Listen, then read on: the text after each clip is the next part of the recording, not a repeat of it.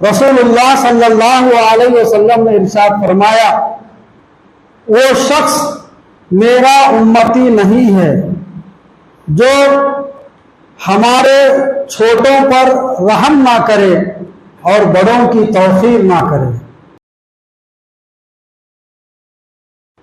ساس بہو کے جھگڑوں کے معاملات کو سلجھانے کے لیے جاتے ہیں، معاملہ کچھ بھی نہیں ہوتا ہے، صرف ساس ہے بہو ہے، ساس کو بہو سے شکایت ہے کہ زبان دراز ہے، یہ باتیں کرتی ہے، فلاں ہے، وہ ہے۔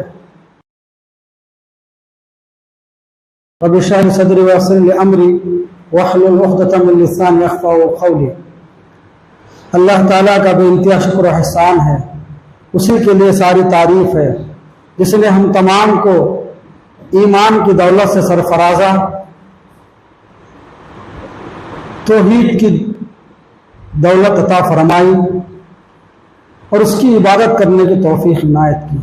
درود و سلام ہو تمام نبیوں اور رسولوں پر، خصوصاً آخری نبی پیارے نبی حضرت محمد مصطفیٰ صلی اللہ علیہ وسلم پر، آپ صلی اللہ علیہ وسلم کے اصحاب پر، ازواج مطہرات پر، اہل بیت پر۔ حاضرین گرامی، میں نے آپ کے سامنے ترمذی کی ایک حدیث پڑھی ہے۔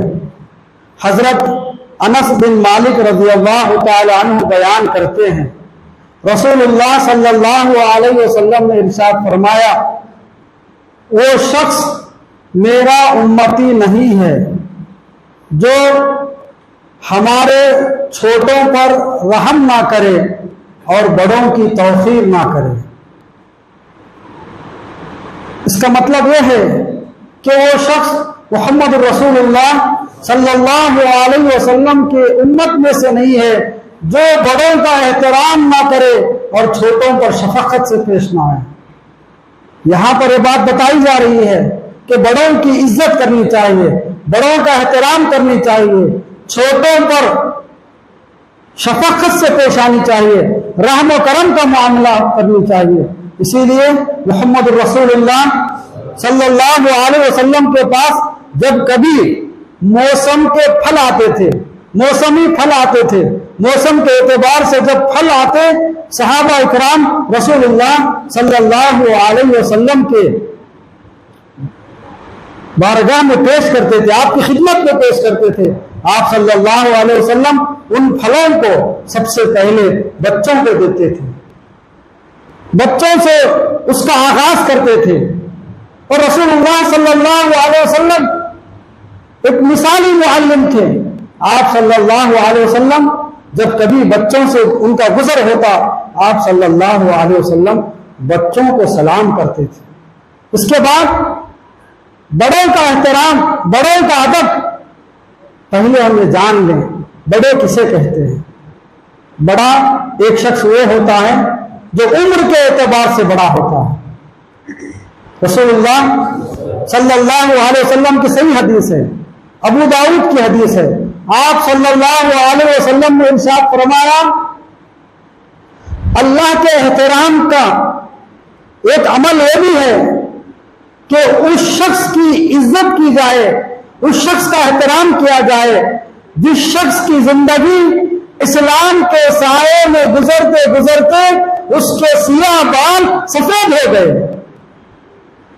یعنی ایک نوجوان ہے جس نے اللہ تعالیٰ کی راہ میں، اللہ کے دین کی خدمت میں یا اللہ کی عبادت میں اسلام کی زندگی گزارتے گزارتے اس نے اپنی جوانی کھپا دی، جوانی لگا دی، اب اس کے بال سفید ہو گئے ہیں عمر کے اعتبار سے۔ ایک شخص وہ ہوتا ہے جو علم کے اعتبار سے بڑا ہوتا ہے۔ حضرت سمرہ بن جندب رضی اللہ تعالیٰ نے علم حدیث کے ماہر تھے، تفسیر کے ماہر تھے۔ ان کے زمانے میں اکابر صحابہ، بڑے بڑے صحابہ علم حدیث بیان کرتے تھے، تفسیریں بیان کرتے تھے، رسول اللہ صلی اللہ علیہ وسلم کا عمل بیان کرتے تھے، اور وہ خاموش سنا کرتے تھے کیونکہ ان کو بھی علم تھا۔ لیکن جب بڑے بول رہے ہیں، جب بڑے اس کی تشہیر کر رہے ہیں، تو چھوٹوں پر ضروری ہے کہ وہ سنیں۔ اسی طرح اسلام کی زندگی گزارتے ہوئے، اسلام میں داخل ہونے میں، دین کی خدمت کرنے میں، اسلام میں داخل ہونے میں جو لوگ سینئر ہیں، بڑے ہیں، جیسا کہ صحابہ، رسول اللہ صلی اللہ علیہ وسلم نے فرمایا کہ اے میرے امت کے لوگوں، میرے صحابہ کو گالی مت دو، میرے صحابہ پر سب و شتم مت کرو، جان لو اگر کوئی شخص اسلام کی راہ میں وہ پہاڑ کے برابر بھی سونا خرچ کر دے، وہ میرے صحابہ کے ایک مد صدقے کے برابر نہیں ہو سکتا، ایک مد صدقے کے برابر نہیں ہو سکتا۔ یعنی شروع اسلام میں، جب اسلام میں غربت تھی، تکالیف تھے، پریشانیاں تھی، مصیبتیں تھی، صحابہ اکرام حضرت بلال رضی اللہ تعالیٰ عنہ، عمار بن یاسر رضی اللہ تعالیٰ عنہ، حضرت خباب رضی اللہ تعالیٰ عنہ، حضرت علی رضی اللہ تعالیٰ عنہ، حضرت عثمان رضی اللہ تعالیٰ عنہ، الغرض سابقون الاولون صحابہ جو اپنی محنت کی، اپنی زندگی کی پونجی کو اللہ تعالیٰ کی راہ میں خرچ کیا، ایک مد تقریباً ایک پاؤ کے برابر ہوتا ہے۔ میرے صحابہ کے ایک پاؤ جو انہوں نے خرچ کیا ہے، وہ اگر کوئی شخص بعد میں آنے والا احد پہاڑ کے برابر بھی اگر سونا خرچ کر دے، اللہ کی راہ میں میرے صحابہ کے برابر نہیں ہو سکتا۔ اس کی مثال ایسی ہے، ایک کسان ہے، ایک مالی ہے، جس نے ایک چھوٹے پودے کو پانی سینچ کر اس پودے کو بڑا کیا، ایک گھنا درخت ہو گیا، پھلدار درخت ہو گیا۔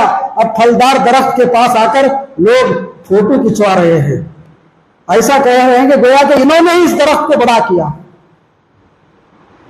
وہ مالی کہاں گیا جس نے شروع آغاز میں اس ایک پودے کو جو خون کی سینچائی کر کے اس کو ایک گھنا درخت بنایا۔ اسلام میں رشتے ناتوں میں جو بڑے ہیں، رشتے ناتوں کے بڑے کے متعلق بھی بیان کیا گیا، جیسا کہ محمد رسول اللہ صلی اللہ علیہ وسلم نے ارشاد فرمایا، چاچا کا درجہ باپ کے برابر ہے۔ اگر باپ وفات پا جائے، چاچا باحیات ہیں، والد کے بھائی باحیات ہیں، ان کا اسی طرح درجہ ہے جس طرح ایک باپ کا درجہ ہوتا ہے۔ اگر والدہ کا انتقال ہو گیا ہے، ماں کا انتقال ہو گیا ہے، ان کا اتنا ہی درجہ ہے، خالہ کا اتنا ہی درجہ ہے جتنا ماں کا درجہ ہے۔ یہ کیوں بیان کیا گیا؟ تاکہ بڑوں کا احترام رہے، بڑوں کی عزت رہے۔ حاضرین گرامی، علم میں بڑے، حکمت میں بڑے، عمر میں بڑے اور خدمت میں بڑے، یعنی کوئی شخص کسی بھی میدان میں خدمت کر رہا ہے، مثال کے طور پر آپ جو سرکاری ملازم ہیں یا جو ملازمت کرتے ہیں ان کو معلوم ہے، اگر ایک دن کا بھی سینئر ہے، اس سے پہلے اس نے جوائننگ کی ہے، 3 دن کا بھی سینئر ہے، وہ ہمارا سینئر ہے، وہ ہمارا بڑا ہے۔ جب کوئی بھی عزت کا معاملہ، پروموشن کا معاملہ، انکریمنٹ کا معاملہ، کوئی بھی جب معاملہ ہوتا ہے، سب سے پہلے بڑوں کو دیکھا جاتا ہے، سینئرز کو دیکھا جاتا ہے۔ حاضرین گرامی، بڑوں کا احترام میں سے یہ بھی ہے کہ بڑوں کے آگے آگے نہ چلا جائے، بڑوں کے آگے آگے نہ چلا جائے۔ جب بڑے بات کر رہے ہوں تو بیچ میں بچے چھوٹے نہ بولا کریں۔ باپ کے بھائی بیٹھ کر بات کر رہے ہیں، ماں کی بہنیں بیٹھ کر بات کر رہے ہیں، رشتہ دار بیٹھ کر بات کر رہے ہیں، ایسے وقت میں بچوں کو زبان درازی نہیں کرنی چاہیے۔ آج جتنے فساد ہوتے ہیں، سماج کے فساد کی ایک جڑ یہ بھی ہے کہ وقت سے پہلے بچے بڑے ہو جا رہے ہیں، ہرگز نہیں کرنی چاہیے۔ اسی لیے ہمیں چاہیے ہم بڑوں کا احترام کریں، بڑوں کا ادب کریں، بڑوں کے سامنے اپنی زبانوں کو نہ کھولیں۔ آج ہم دیکھتے ہیں ہمارے یہاں مسلمانوں میں ایک زمانے تک جب بڑے بات کر رہے ہوتے، بچوں کی یا چھوٹوں کی مجال بھی نہیں ہوتی تھی، لیکن جب سے پیسہ بول رہا ہے، جب سے ہم نے اپنے اقدار کو کھو دیے ہیں، ہمارے یہاں فساد عام ہو گیا ہے۔ اسی طرح گھروں کا معاملہ لیجئے، اکثر ہم لوگ گھروں کے تصفیے کے لیے جاتے ہیں، ساس بہو کے جھگڑوں کے معاملات کو سلجھانے کے لیے جاتے ہیں، معاملہ کچھ بھی نہیں ہوتا ہے، صرف ساس ہے بہو ہے، ساس کو بہو سے شکایت ہے کہ زبان دراز ہے، یہ باتیں کرتی ہے، فلاں ہے، وہ ہے۔ اگر بڑے یہ سمجھ کر، یہ بھی ایک گھر چھوڑ کر آئی ہوئی بچی ہے، ایک گھر کو قربان کر کے ماں باپ کو چھوڑ کر یہاں آئی ہے، یہ اس کا گھر ہے، جس طرح میں اپنی بیٹیوں کی باتوں کو سہ لیتی ہوں، اگر اسی طرح میں اس کی بھی باتیں سہ لوں تو معاملہ ختم ہو جائے گا۔ دونوں انا پر اتر آتے ہیں، جھگڑے ہوتے ہیں، معاملات طلاق تک کی نوبت آ جاتی ہے۔ اسی لیے بڑوں کا احترام کرنی چاہیے، چھوٹوں پر شفقت کرنی چاہیے، بچوں پر رحم کرنی چاہیے۔ اسی لیے عزیزان گرامی، ہمیں چاہیے کہ جب بھی ہمارے مساجد میں بچے آتے ہیں، بچے شرارت کرتے ہیں، ان کے ساتھ محبت سے پیش آئیں، حسن سلوک سے پیش آئیں، اور اسی کے ساتھ ساتھ علماء کا احترام کریں، علماء کا احترام کریں، مسجد کی خدمت کرنے والا کا احترام کریں، جس نے بھی ہمارے لیے خدمت کی ہے اس کا احترام کریں۔ یاد رکھیے، سب سے بہترین بدلہ اللہ تعالیٰ عطا کرنے والا، اور اللہ تعالیٰ ہر ہمیشہ ایک بندے کو اس بات کی یاد دہانی کراتا ہے، مالک یوم الدین، مالک یوم الدین، قیامت کے دن کا مالک، بدلے کے دن کا مالک۔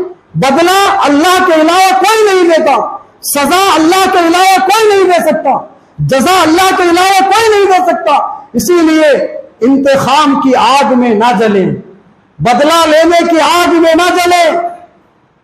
یہ وہ آگ ہے جو کسی کو جلانے سے پہلے خود کو جلا دیتی ہے، خود کو بھسم کر دیتی ہے۔